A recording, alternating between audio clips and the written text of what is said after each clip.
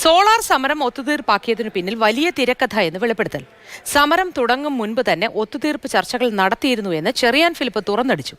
തന്നെ LDF ഇടനിലക്കാരനാക്കിയെന്ന ആരോപണം അടിസ്ഥാനരഹിതമെന്ന് NK Premachandran വ്യക്തമാക്കി.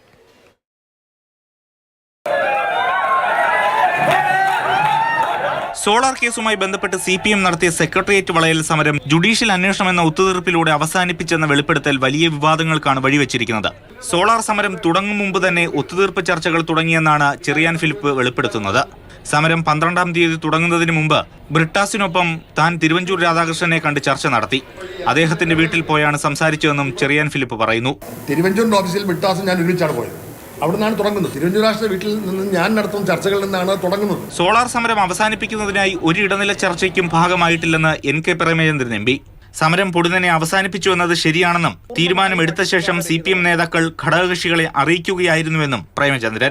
ഇടതു ജനാധിപത്യ മുന്നണിയുടെ യോഗം അങ്ങനെ എന്നെ ചുമതലപ്പെടുത്തുകയോ ഏതെങ്കിലും തരത്തിലുള്ള UDF നേതൃത്വവുമായി പ്രത്യക്ഷമായോ പരോക്ഷമായോ ഒരിടപെടൽ നടത്തുകയോ ഞാൻ ചെയ്തിട്ടില്ല എന്ന് മാത്രമല്ല, അന്ന് ആ സമരം അവസാനിക്കുന്നു എന്ന് ഞാൻ അറിയുന്നത് തന്നെ സെക്രട്ടേറിയറ്റ് നടയിൽ ഞാൻ പ്രസംഗിച്ചുകൊണ്ട് നിൽക്കുമ്പോഴാണ്.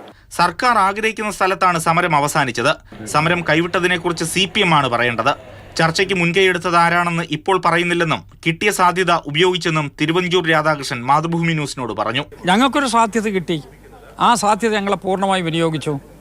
ആ സാധ്യതയിൽ ആദ്യം തുടങ്ങി എന്ന് ഞാനിപ്പോൾ വിവാദമാക്കുന്നതേയില്ല.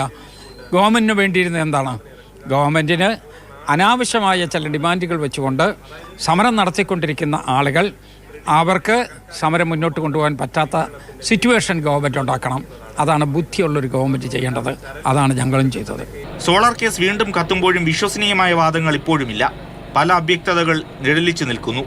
സോളാർ സമരത്തിന് നേതൃത്വം നൽകിയ അന്നത്തെ പാർട്ടി സെക്രട്ടറി പിണറായി വിജയനും ഇന്നത്തെ സെക്രട്ടറിയും മിണ്ടിയിട്ടില്ല. ധാരണ പുറത്തു വന്നതോടെ കോൺഗ്രസിനും പ്രതിസന്ധിയുണ്ട്. മാതൃഭൂമി ന്യൂസ്, തിരുവനന്തപുരം.